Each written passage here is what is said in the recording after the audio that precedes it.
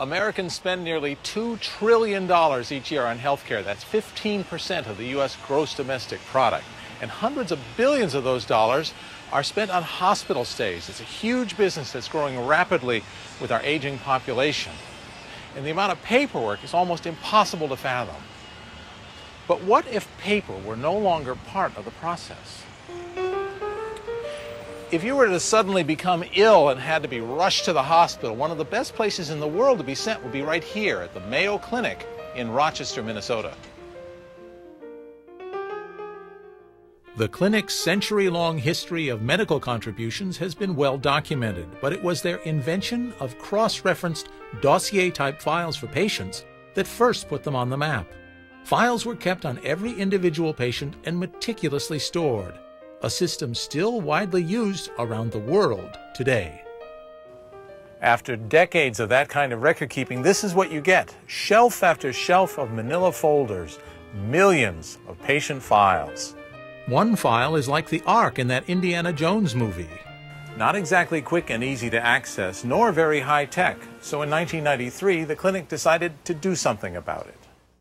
Many of the things we had prided ourselves on with the paper record were starting to become, stressed and strained. So it became evident to our leadership here that we would have to move to an electronic system. Dr. David Moore is an internal medicine specialist with a background in engineering who was given the task of leading the Mayo Clinic into the electronic 21st century. What would have happened had you just stayed with paper? Well, one humorous downside was this building was going to need significant structural reinforcement.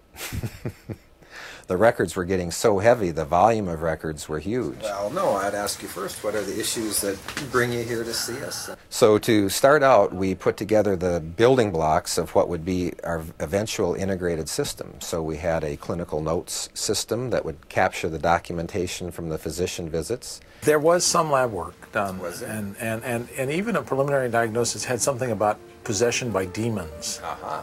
An ordering system where the physician could place their orders, a scheduling system where the things that were ordered could be scheduled, a patient-provided information system where patients could fill out information about themselves, and that information could be transferred electronically to the physician and stored in the database for future reference. So I'm going to renew your Xanax and your lice-killing medicine and this stool softener.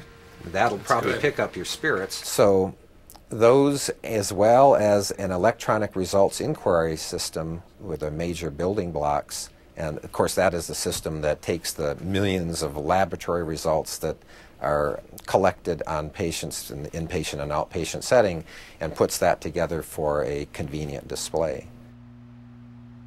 Those millions of manila folders are slowly becoming the ones and zeros of digital data stored in rows of modern computers.